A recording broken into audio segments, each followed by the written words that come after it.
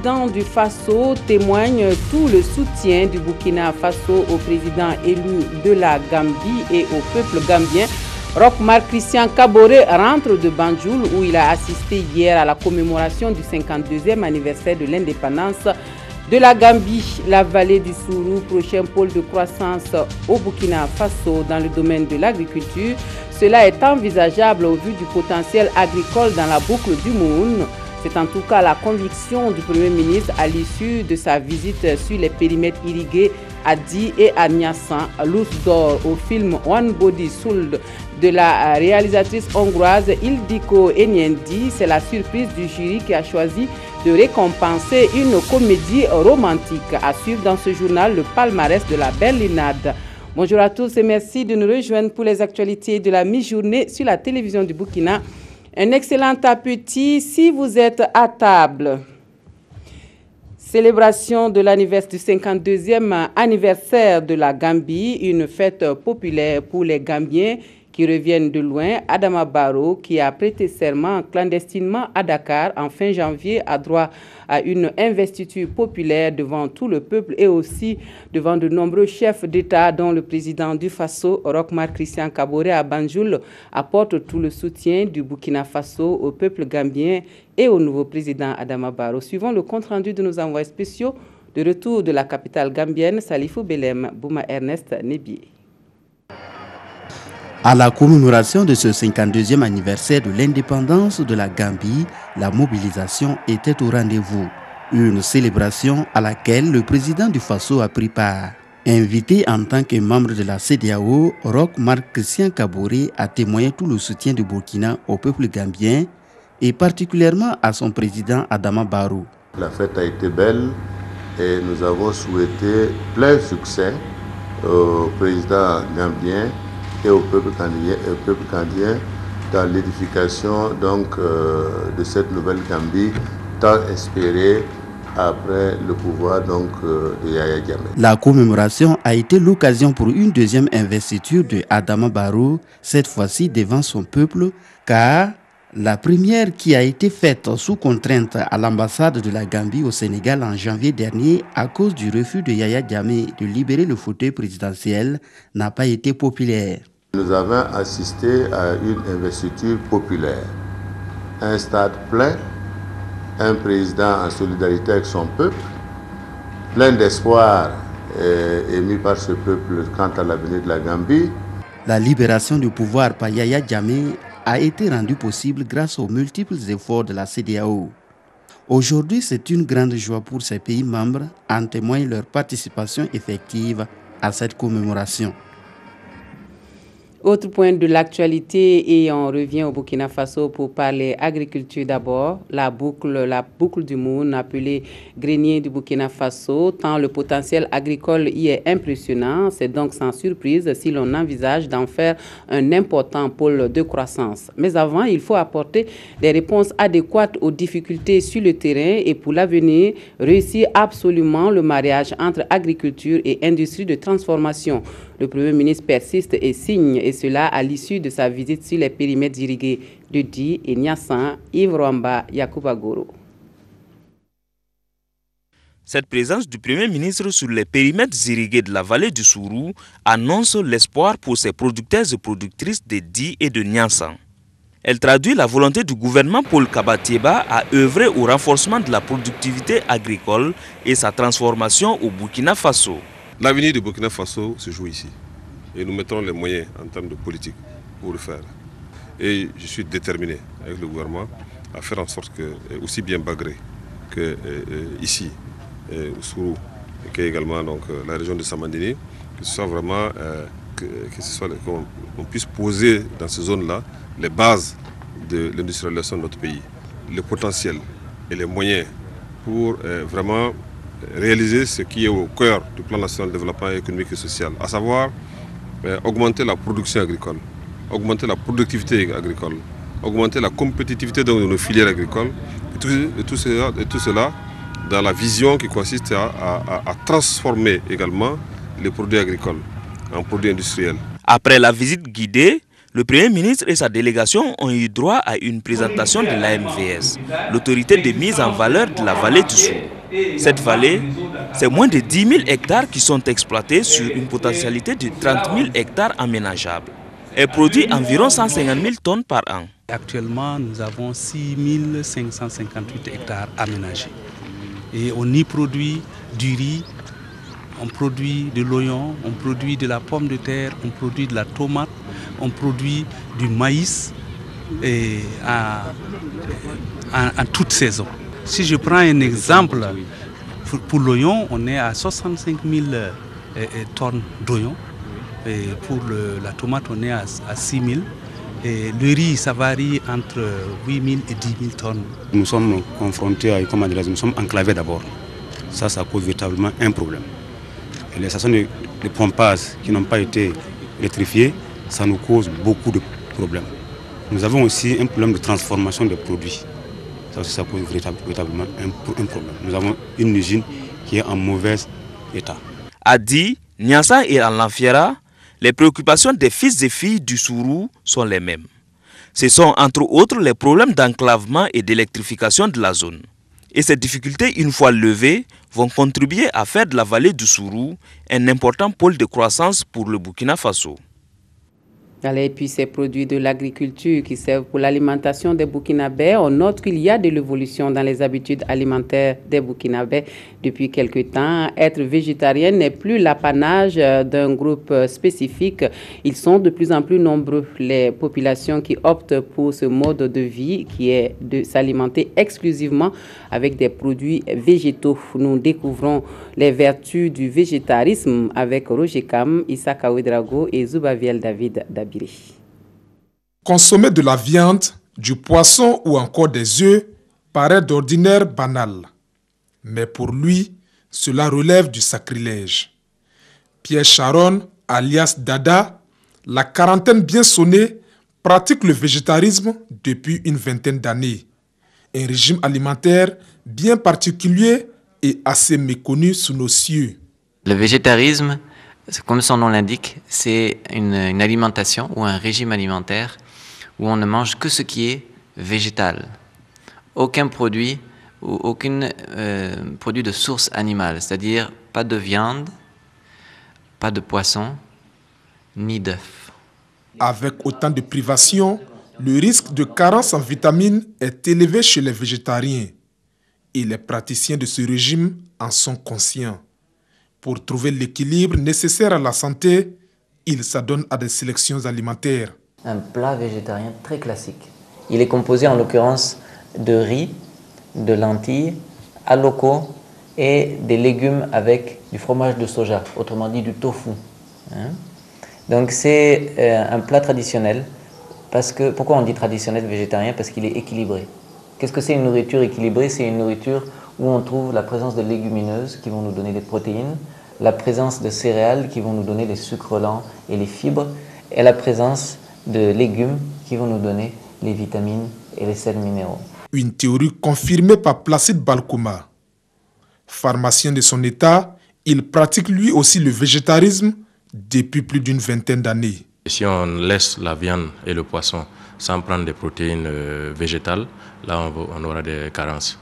Donc on mixe beaucoup les légumineuses, haricots, les lentilles, et puis aussi le lait, les fromages. On arrive à équilibrer en tout cas l'alimentation.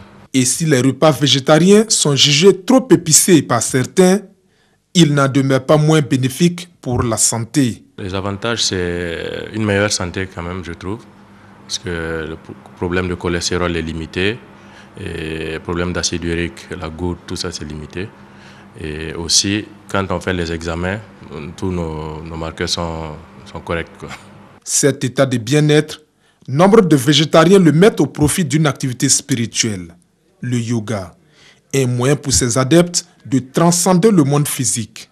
C'est un sport physique, c'est une formation mentale et c'est une élévation spirituelle. Pourquoi? Quel est le côté spirituel du yoga? C'est que lorsque vous arrivez à calmer le mental, lorsque vous arrivez à être vraiment dans une certaine assise, une certaine sérénité, vous avez une expérience ou une perception de ce qui est très subtil. Dieu est très subtil. C'est ce qu'il y a de plus subtil. Donc dans des moments de grand calme, de grande sérénité, vous faites l'expérience, vous goûtez, si je pourrais dire, à la présence du divin. Et Pierre Sharon alias Dada dit rassurer. L'on peut être végétarien sans pratiquer le yoga et vice-versa. Mais la certitude, selon le docteur Balkouma, le végétarisme est une réponse à la plupart des pathologies sanitaires qui se développent sous nos cieux. Autre point de l'actualité, et l'on retrouve le monde syndical qui fait ses observations sur l'état de la nation après une année de gouvernance suite à la transition politique. Des sujets comme l'insécurité ou le PNDS sont vivement critiqués par les responsables syndicaux du Burkina Faso. Souleymane Sano, Vincent Kendrebego, précision. À la bourse du travail de Ouagadougou ce samedi, le monde syndical s'est retrouvé pour se dire « Bonne année 2017 ». Bien plus, il a tenu son discours sur la situation de la nation après 2016, première année de gouvernance post-transition. Sur les questions sécuritaires, le collectif syndical CGTB renvoie les gouvernants à leurs responsabilités. Il y a eu des terroristes qui ont été hébergés à bon vent dans notre pays. Et au moment où ceux qui sont présentement au pouvoir étaient les acteurs principaux du régime déchu, et de ce point de vue, que ce soit le MPP, et que ce soit le pouvoir déchu, que ce soit les partis politiques d'opposition, chacun doit être interpellé par rapport à ce qui a été fait. Parce qu'il nous revient que même dans le cadre de la gestion de ces médiations, il y a une dette de près de 1,5 milliard que notre pays doit, on ne sait pas à qui. Bassol Mabazié et ses camarades gardent également leur distance par rapport au plan national de développement économique et social du gouvernement. Le PNDS, qu'ils considèrent comme une variante des différentes politiques publiques précédentes. L'endettement massif de notre pays est inacceptable. Ce ne sont pas les ressources au niveau interne qui manquent. Le Burkina a tout simplement un problème de gouvernance vertueuse. Et nos camarades au niveau des impôts ont bien signifié qu'on n'a pas besoin d'envoyer quelqu'un en enfer pour chercher l'argent. S'ils ont un minimum de conditions, ils peuvent recouvrer les fonds qui puissent permettre d'appliquer de façon autonome les programmes de développement de notre pays.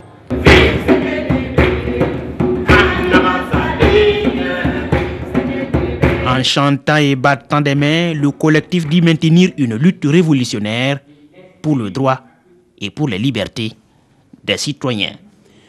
Dans le sud-ouest, les femmes se donnent les moyens pour mettre fin au travail des enfants sur les sites d'orpaillage. À Gawa, des femmes leaders sont formées au mécanisme de protection des droits de l'enfant. Basile Bassolé, Aboubakar Traoré.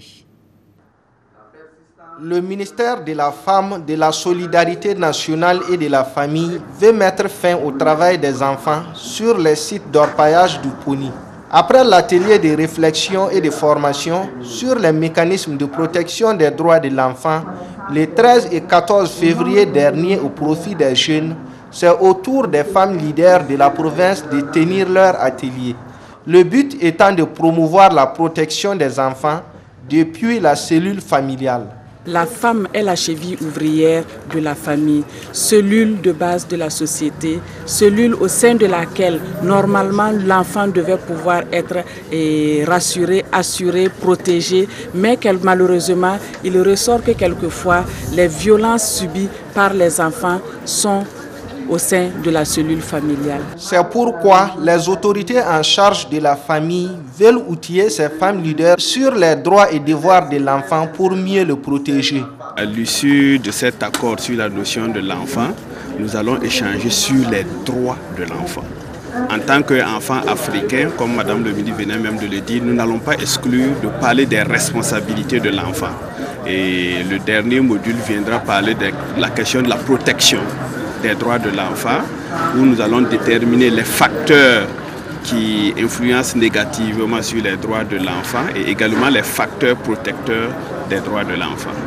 Dans la province du Poni, l'une des violations des droits des enfants reste le travail sur les sites d'orpaillage. Au terme de cet atelier de 2 jours, les participantes devront faire des suggestions afin de retirer tous les enfants de ces sites.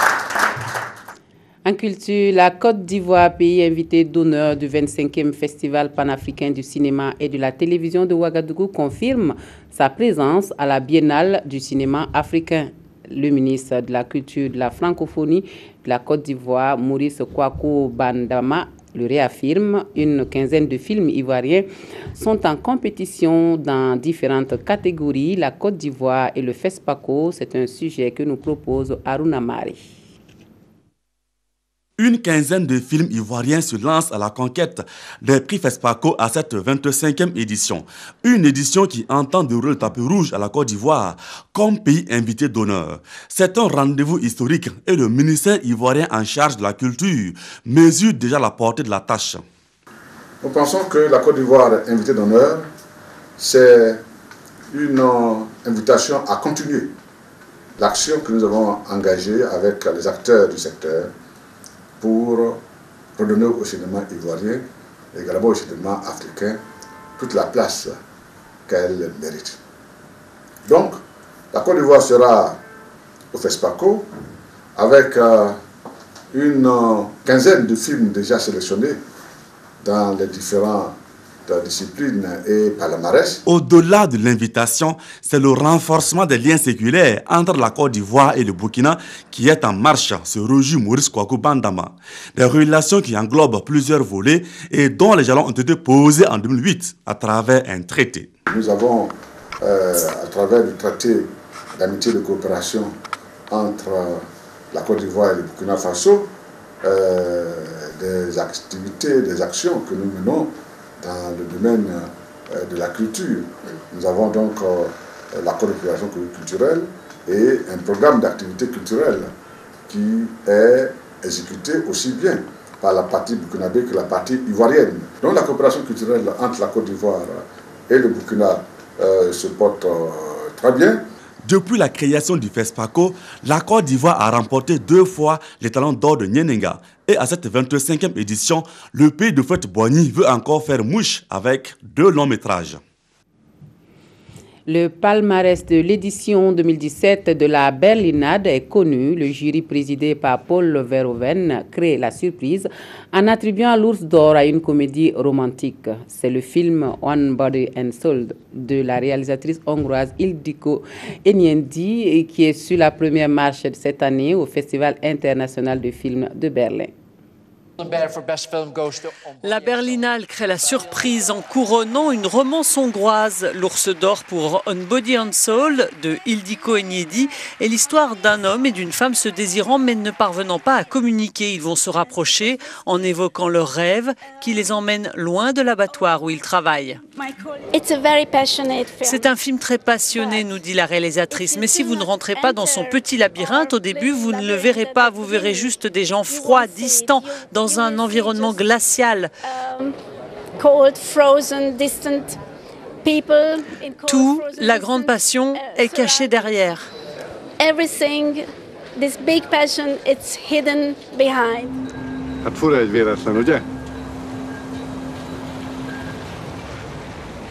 Na mindegy, csak azt akartam mondani, hogy nem kell szerintem zavarba jönnünk. Végre felnőtt emberek vagyunk, nem igaz? Igen. The Silver Bear for Best Director to Aki Kaurismäki. Le Finlandais Aki Kaurismäki, dont le film L'autre côté de l'espoir était favori, décroche le prix du meilleur réalisateur. Ladies and gentlemen, thank you very much. Son film Plaidoyer pour les réfugiés parle de la rencontre entre un migrant syrien échoué à Helsinki et un restaurateur local séparé de sa femme alcoolique qui va lui venir en aide.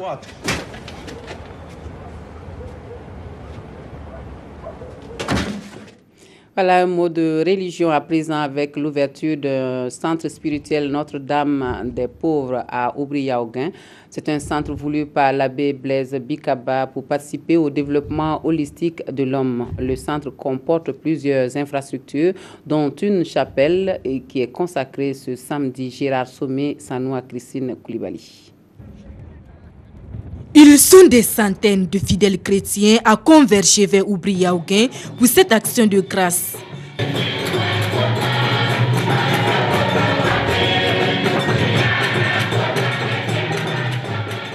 Louange et adoration au Seigneur pour ce sanctuaire, le centre spirituel Notre-Dame des Pauvres. Un centre qui vise à promouvoir les valeurs de solidarité, de justice et d'équité sociale, mais aussi de créer les conditions nécessaires au développement moral, physique et spirituel de l'homme. La dimension spirituelle est fondamentale. Si la foi fait défaut, mais ça ne tient pas. Alors nous sommes heureux d'avoir ce centre spirituel. C'est un don du Seigneur à son Église et nous en rendons grâce. À l'origine du projet, cet homme, l'abbé Blaise Bikaba.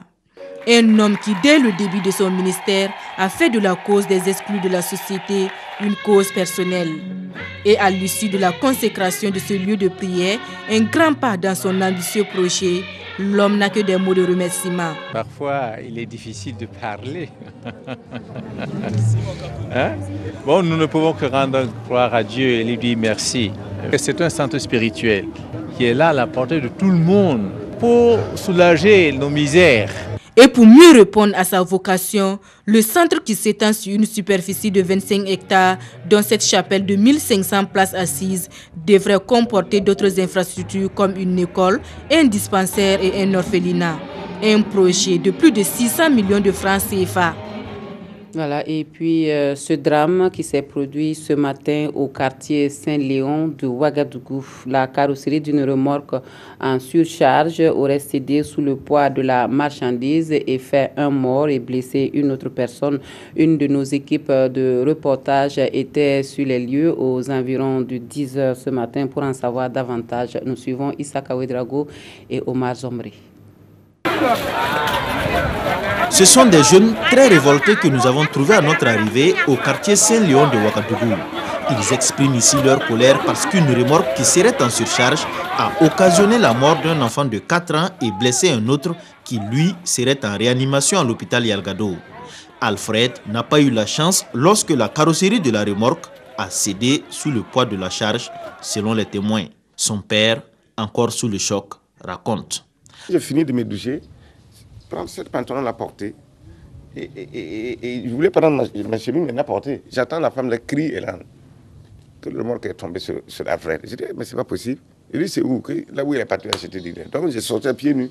J'ai commencé à courir maintenant, aller là-bas, vers là-bas. J'ai trouvé que non, les manœuvres même qui étaient venus pour décharger les cartons là, et même c'est eux qui commencent à jeter les cartons. Donc nous étions obligés, moi avec mon fils Charles, donc nous sommes obligés de les joindre pour commencer à jeter les cartons. Donc nous tous, on est dans des succès élevés là maintenant.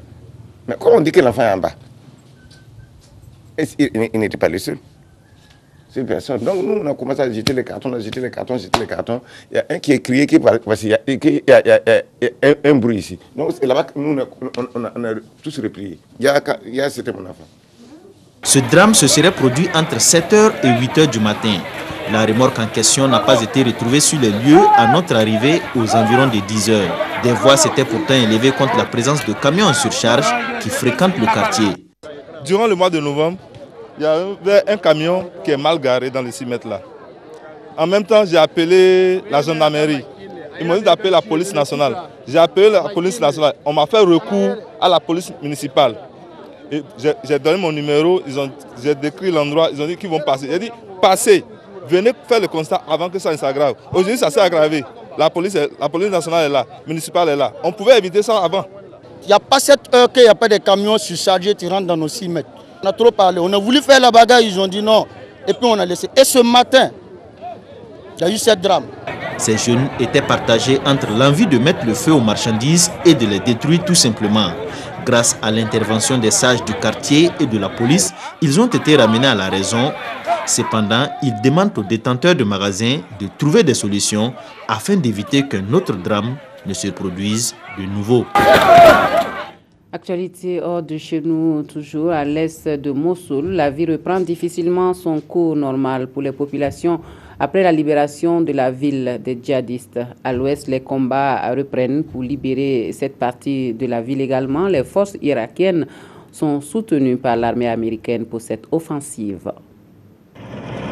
Les troupes irakiennes se préparent à lancer une grande offensive contre l'ouest de Mossoul. Elles ont largué des tracts pour l'annoncer aux 650 000 civils piégés dans la moitié de la ville, encore tenus par Daesh. Un détachement de troupes américaines est arrivé vendredi pour soutenir les forces irakiennes dans l'attaque qui s'annonce. Les combats les plus violents vont commencer, explique ici le porte-parole de l'Office international des migrations. Il est difficile de quitter Mossoul. Parfois, il y a simplement trop de tirs et puis les 5 ponts ne sont plus opérationnels. Tous ces problèmes différents mettent ces gens désespérés, ces personnes vulnérables, face à un grand besoin d'aide, mais ils ne peuvent pas sortir.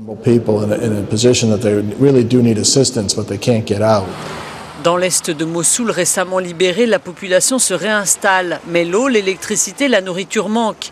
Et puis, l'armée peine à assurer la sécurité dans les zones reconquises, facilitant l'infiltration de l'État islamique. Des djihadistes rôdent encore et menacent des habitants toujours terrorisés. Voilà, et pour refermer ce journal, on revient au Burkina Faso pour cet avis de recherche de la gendarmerie nationale.